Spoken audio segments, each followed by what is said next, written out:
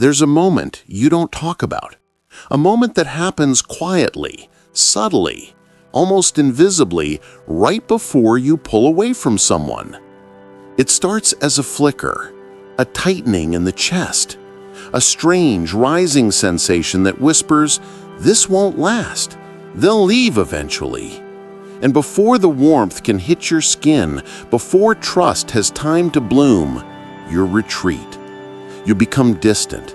You become sharp. You become busy, unavailable, fine, just tired, not in the mood. You build a small wall and pretend you don't notice how it rises. But you do. You notice everything. You feel everything. People think you push them away because you don't care. But the truth is far more tragic. You push them away because you care too much, and losing them would hurt more than never letting them in at all. This is the core paradox of your psychology. The very strategy that once protected you, distancing, shutting down, withdrawing, is now the strategy that sabotages you. Because once upon a time, closeness was dangerous. Affection felt conditional. Love had a timer on it. Warmth had a cost that no child should have been asked to pay. So you learn the ancient survival skill of emotional distancing. You learn to leave first, not physically, but emotionally, so no one could ever ambush your heart again. But now, as an adult, that same reflex keeps you lonely. A ghost in your own relationships, present but never fully there, connected but never fully safe. This is not the story of someone cold. This is the story of someone terrified. Terrified of being abandoned. Terrified of being seen too deeply. Terrified of becoming dependent on a love they don't trust will stay.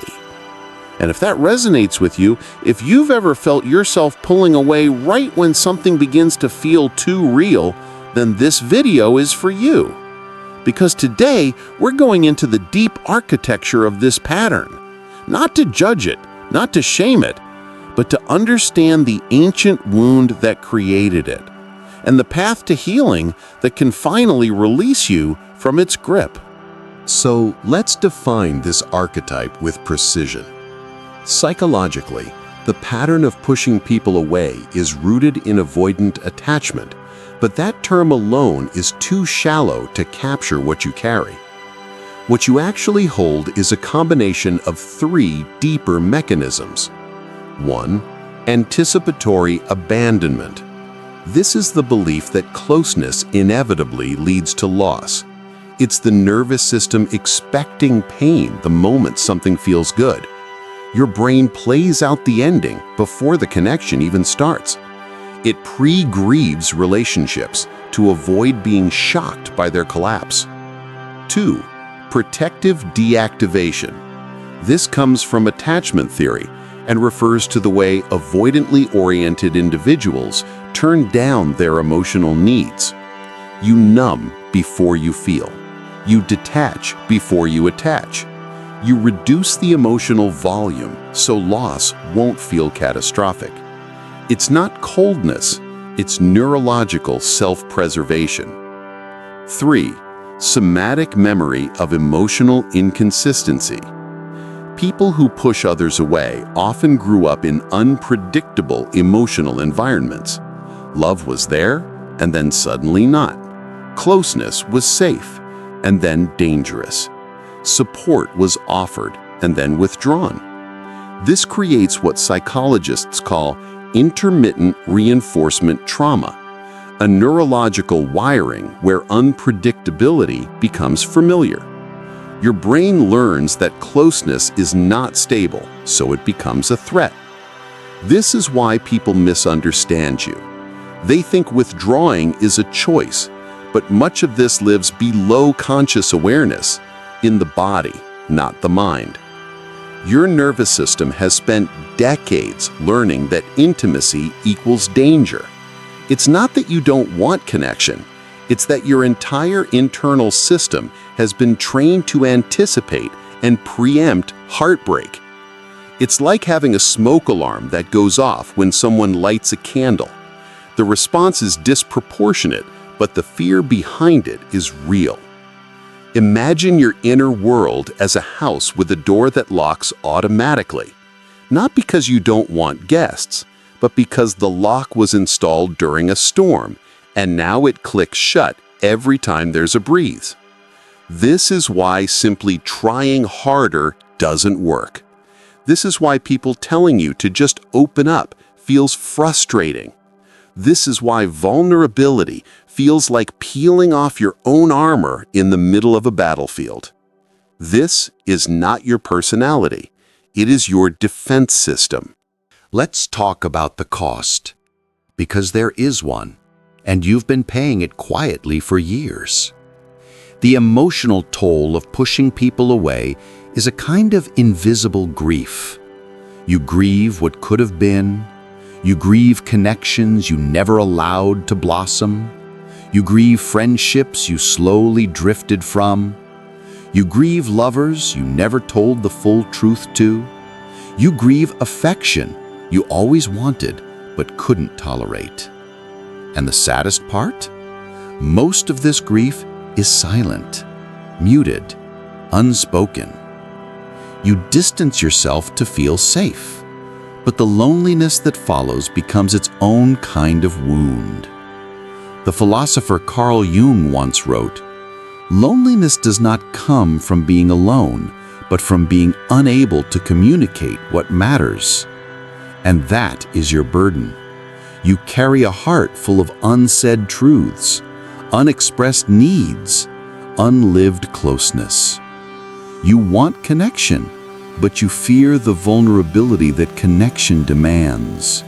You want loyalty, but you don't trust people to stay.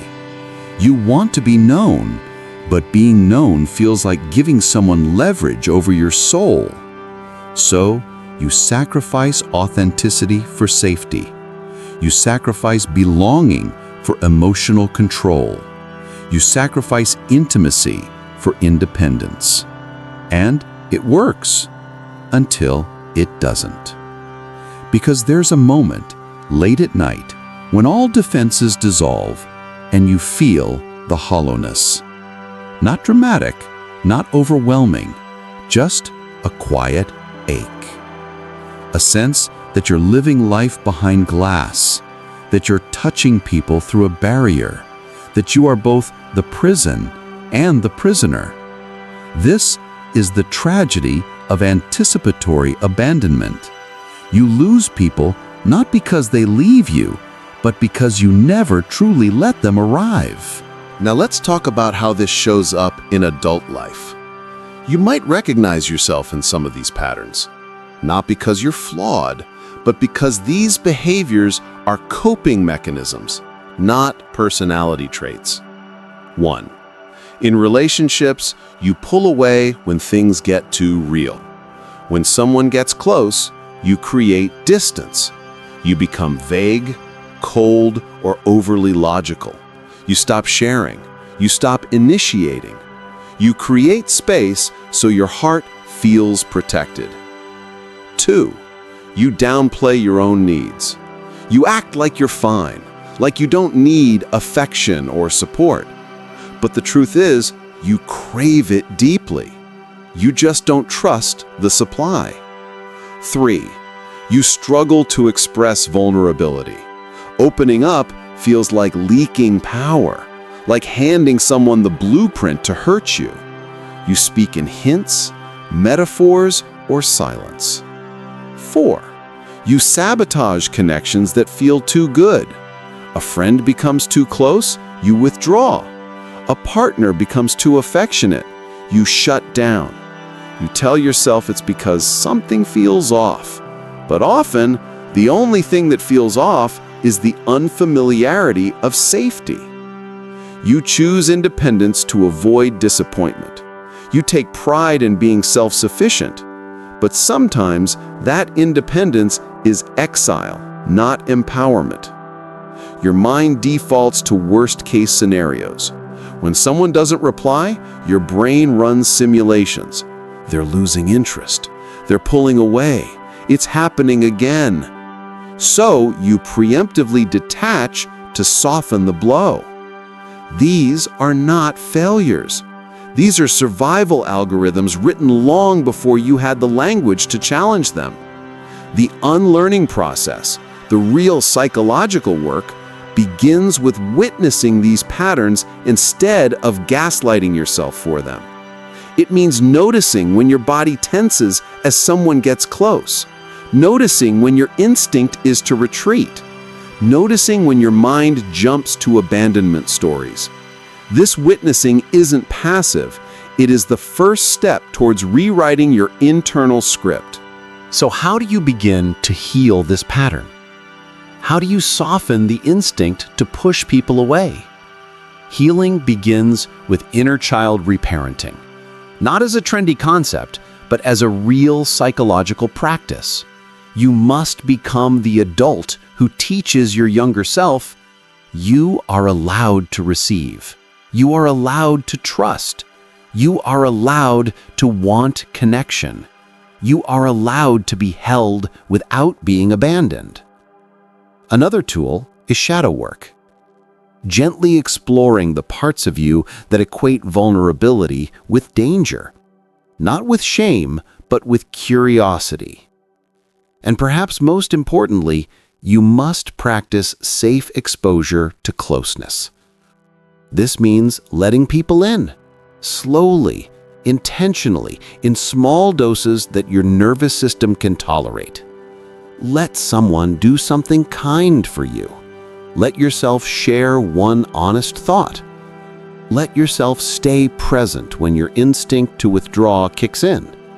Softness is not weakness. Connection is not captivity. Vulnerability is not a trap. Healing is not about becoming someone different. It is about becoming someone whole. The philosopher Rilke once said, "The purpose of life is to be defeated by greater and greater things."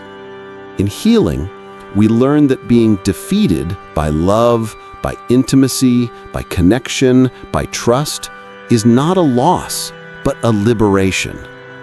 So if you push people away, not because you want solitude, but because you fear pain, you are not broken.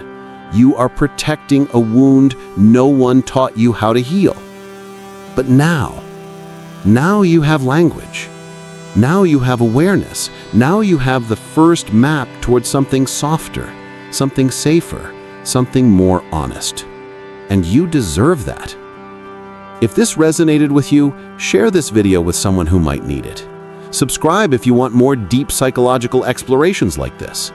And remember, the goal is not to fix yourself. The goal is to reclaim yourself, to become whole, not hardened, to let the world meet you, not the wall you built to survive it.